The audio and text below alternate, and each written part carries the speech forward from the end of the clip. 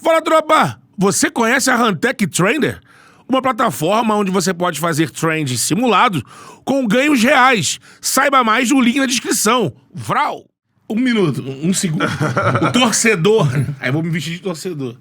Aí você vai responder, até o que o cara fica assim: por que o Caê solta esse negócio quando o cara é demitido? Tava jogando ali e tal, ninguém falava nada. Aí o cara roda, já tá prontinho lá com os casos. Eu lembro que isso aí, na época lá atrás, é a primeira vez que eu ouvi esse torcedor discutindo isso, e na época eu era apenas um torcedor, não tava do lado de cá. E na rodinha dos amigos era isso. Foi quando o Cuca foi demitido do Flamengo. 2009, e aí veio a época era o Peixoto. Peixoto essa matéria. O bastidor e tal, matéria. Porque o Cuca, pelos bastidores, lá dos corredores, não se dava com fulano. Aí na nossa roda de amigos assim, olha lá. É fazer clima. Agora que acertou as coisas, solta. Aí, espera o solto antes. Espera o Cuca. Porque você, torcedor, quer o bem pro seu time. Não é a função do repórter. Assim, o repórter tem que querer bem. Tem uma lógica isso. Alguns pontos nesse sentido, assim. Eu acho que o principal deles, assim, é a famosa palavra, tá gerando crise, tá causando crise. Eu acho que é muito importante a gente ter claro. Primeiro, não temos essa relevância toda, não temos essa importância toda.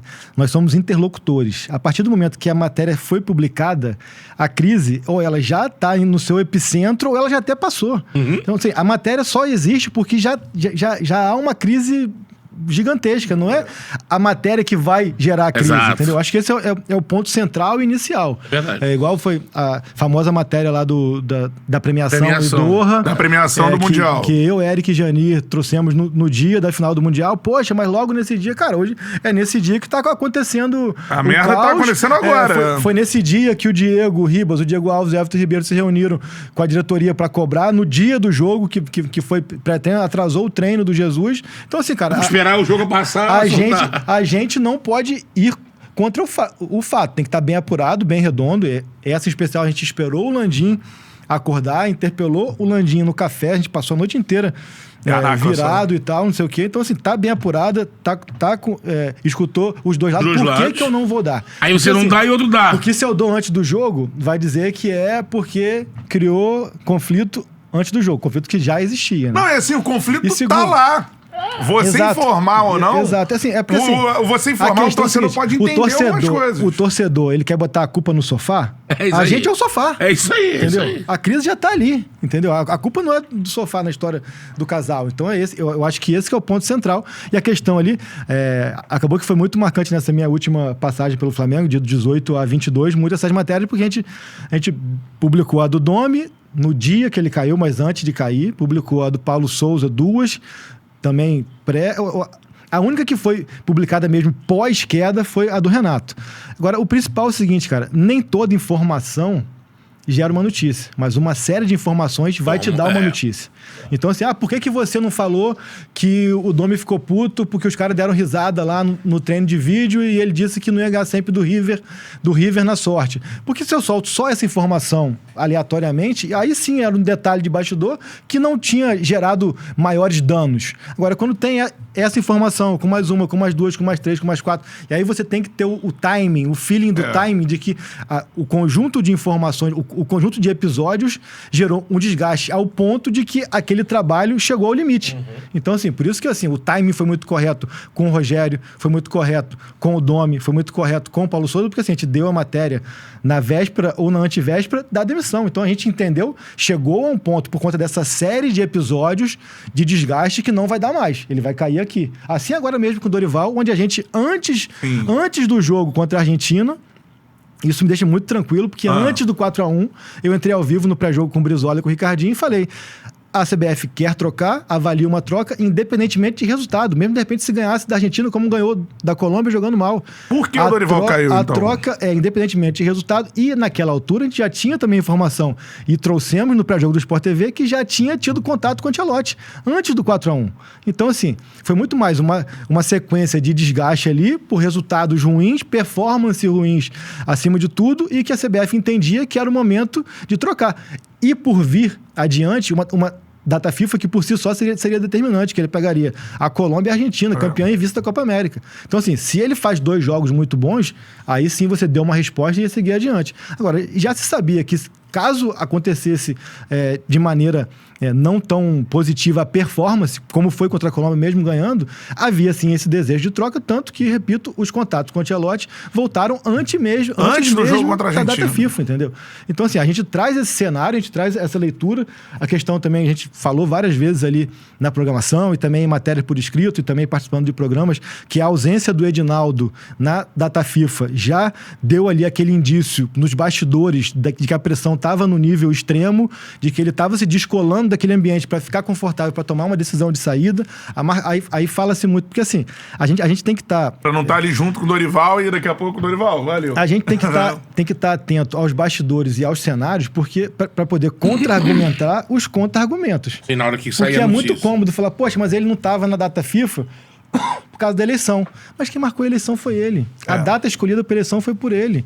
Então tudo se conecta, entendeu? Então assim, a gente tem... Por isso que eu falo, você com uma matéria de 18 parágrafos, de 20 parágrafos, ou a do Paulo Souza, que até eu tuitei, ficou famosa ali, de 10 laudas de Word, cara, quando o cara pega e lê aquilo tudo ali, ele fala, meu irmão, como que eu vou contra-argumentar? Tá tudo muito fundamentado. É diferente de você dar uma coisa de orelhada rasa, com dois, 3 parágrafos sem fundamentar. Mas quando o cara pega, vê com riqueza de detalhes, entendeu? É isso. Então, falando do Dorival, assim, porque teve a cena icônica dele ficando fora ali da roda do jogador. América. E que ele foi justificado que era uma coisa que o filho dele tava, porque... Era incumbência do filho do pênalti e tudo mais, assim. Só pra gente entender, assim, esses jogadores europeus falando, assim, eles sentiam uma diferença, isso pesou em relação aos treinos praticados na Europa, ou não, pra saber, é algo que você ouvia na CBF, de que, assim, o Dorival não tinha tamanho pra comandar a seleção, ou não? Não, nesse sentido, assim, eu acho que essa questão da cena, por exemplo, assim, e eu entendo que hoje em dia a comunicação, como a gente falou mais cedo, é muito assim, de pegar recortes e de deduzir.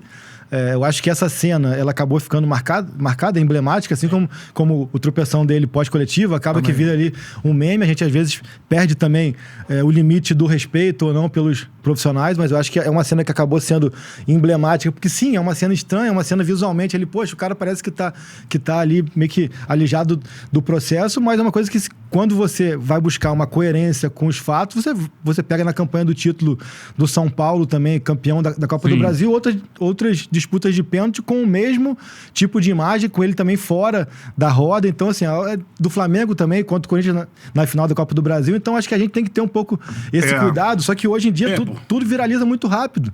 Então, assim, aconteceu a cena, alguém já printou, jogou no Twitter e aquilo vira E normalmente um tsunami. É uma cena, se o Brasil passa, ninguém ia passar batido, entendeu? Igual a questão. Foi pênalti, né? A questão mesmo do Militão, porque com a bola aqui e tal. Cara, meu irmão, pra mim, o Militão na Copa América foi dos melhores, ou um dos poucos que se salvou. O jogo do Uruguai mesmo, ele faz uma partida absurda. Aí a gente daqui quer julgar o cara porque ele foi caminhando da meia-lua até a área, repicando a bola ali, jogando pro alto. Cara, assim, se coloca um pouco no lugar. E isso não é defesa, mas acho que é você praticar a empatia que a gente precisa ter, pra gente ter também o respeito dos caras. Se coloca no lugar dele. Cara, se sou eu que vou caminhando do meio de campo até a marca do pênalti pra bater... Na Copa Sérgio, eu ia me cagando, pô. Entendeu? O cara tá nervoso, o cara tá tenso, o cara tá com medo. Cara, é a forma do cara extravasar. E a gente daqui, não é isso como falo, do ar-condicionado, a gente vai querer julgar o cara porque ele foi do meio de campo até a área, jogando a bola pro alto. Cara, então assim, eu acho que... A gente tem que caçar bruxa, né? Eu acho que assim, a gente tem que buscar informação, mais informação e menos suposição, cara. Achismo. Mais argumento e menos debate raso, entendeu? Se alguém Então, te falou lá dentro assim, olha, eu caí, pô, papo aqui entre a gente. Pô, tava uma perna fudida. Aí é outra coisa. Porque é por isso que tem o famoso vocês da imprensa. Por coisas como essa, entendeu? Que aí o cara vê 2, 3 que falam isso, que gera um debate, que vai pro Twitter, não sei o quê. O cara fala, pô, a imprensa quer me fuder, a imprensa quer me expor. Então, assim, acho que a gente tem que ter um pouco mais também de senso de responsabilidade. Vou voltar aqui na questão da comunicação, das novas mídias. Pra mim é cômodo.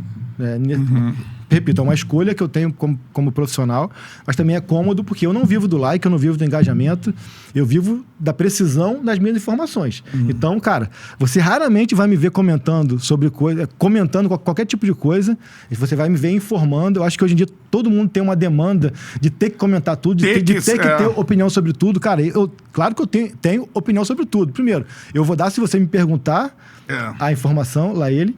Lá ele. E outra coisa, cara, assim, eu vou ter certas resenhas com você na mesa do bar hoje à noite vendo o jogo do Flamengo. Eu não vou pro Twitter falar coisas que, de repente, são só suposições.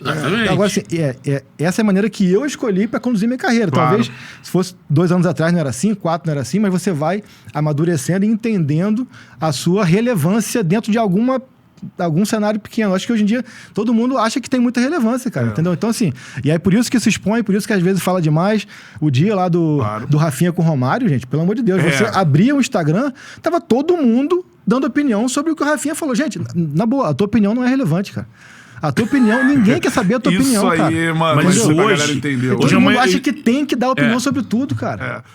Fala, Charludo! Gostou desse corte que você acabou de assistir? Se inscreve no canal aí, dá essa moral pro Charla aí. Vral!